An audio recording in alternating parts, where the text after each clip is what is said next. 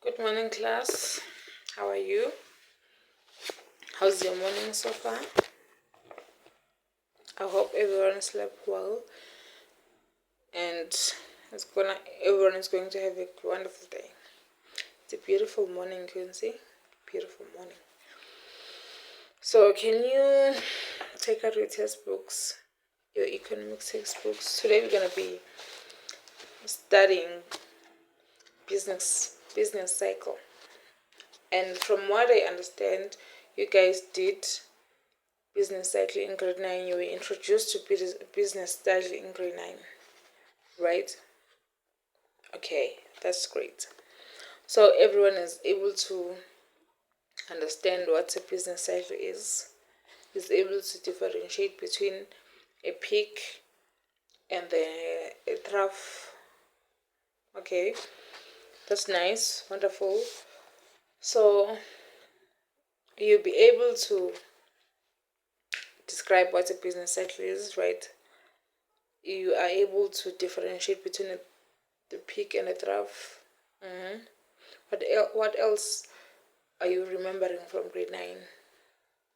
Yes, the endogenous and exogenous factors or reasons, right? Can anyone differentiate between exogenous and exogenous? Yes. Wonderful.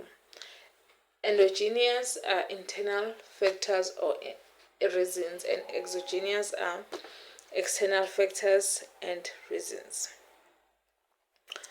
That's wonderful. I can say that you are able to remember what you were taught in grade 9. So you're going to use that as fundamentals for this lesson today. By the end of this lessons, I want you all to able to differentiate between endogenous factors and exogenous factors. I want you to be able to describe the business cycle. I want you to be able to differentiate between the cyclical and measures of a business cycle, the patterns of a business cycle, and the effects business cycles have on economic growth, price level, aggregate demand, and aggregate supply. Are we clear? So let's open page 30 of our textbooks. On page 30 of our textbook, you can see that it's topic 4, business cycle. So we can see the different subtopics under business cycle, right? Okay, just my textbook is a bit scrambled a little bit.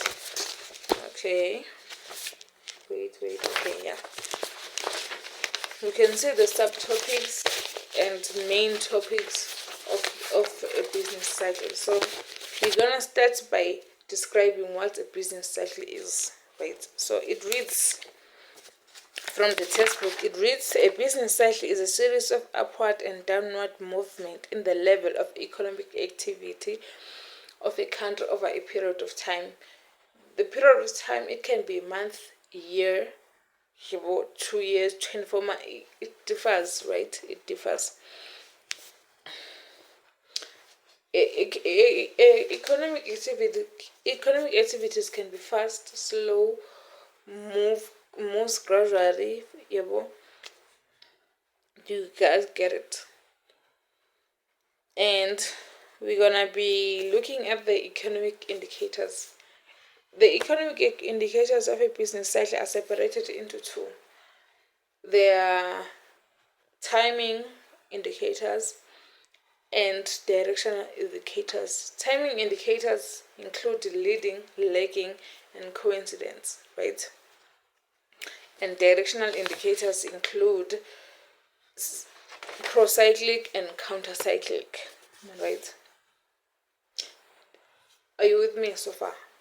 Are you with me? Do you understand what a business cycle is? Yes, okay. So now we're gonna be talking about the cyclic patterns of a business cycle. The cyclic patterns of business cycle, there's a slump, a recession, time, recovery, and boom, right? Like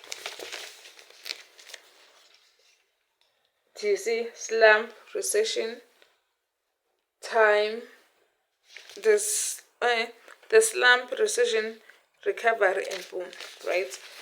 In this cycle pattern, you need to understand that the business cycle is not always stable. It moves up and down, it swings, right?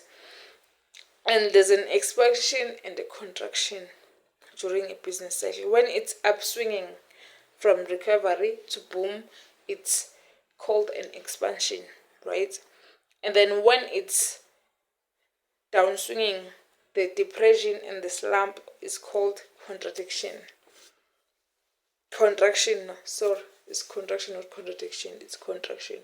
When it's upswinging, it's expansion. When it's downswinging, it's contraction. Right? Are we clear? Okay.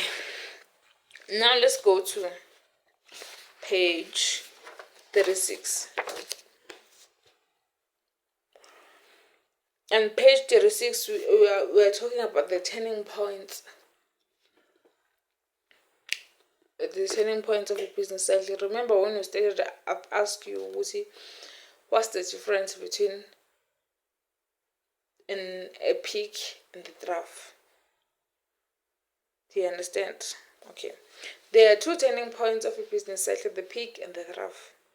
Then the peak, it's an upper turning point when it's an upper turning point here, and then the trough is a lower turning point. Do you remember when we are doing parabolic graphs? Then there are turning points, and the upper turning points and lower turning points in the parabolic graph. So in the upper turning point is called the peak, and in the lower turning point is called a trough. And a peak usually happens in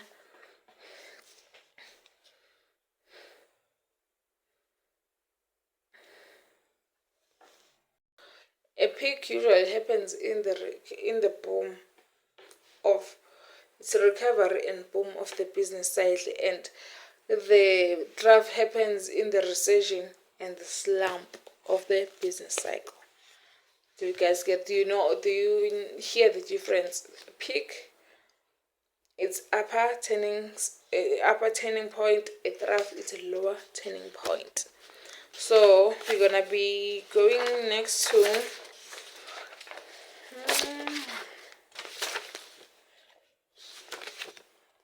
and then we are going to page.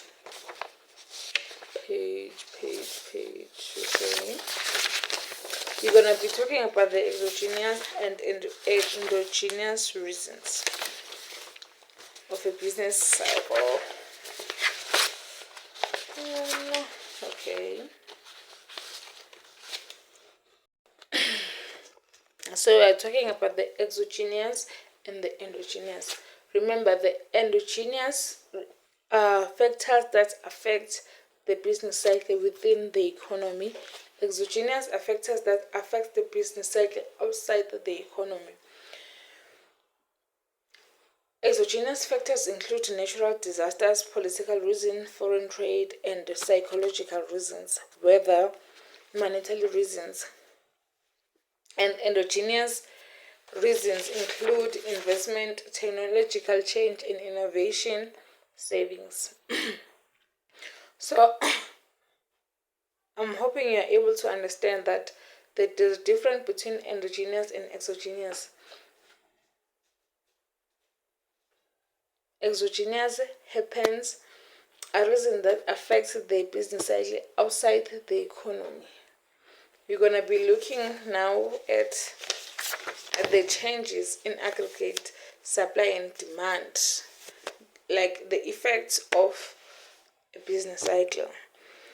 I'm going to give you a quick 5 minutes to discuss the effects of business cycle in aggregate demand, economic growth, employment rates, price levels, and level of exchange. And then after that, I'm going to be asking you questions and testing you whether you were able to understand what I was saying to you and what we were talking about. You may begin studying. Thank you.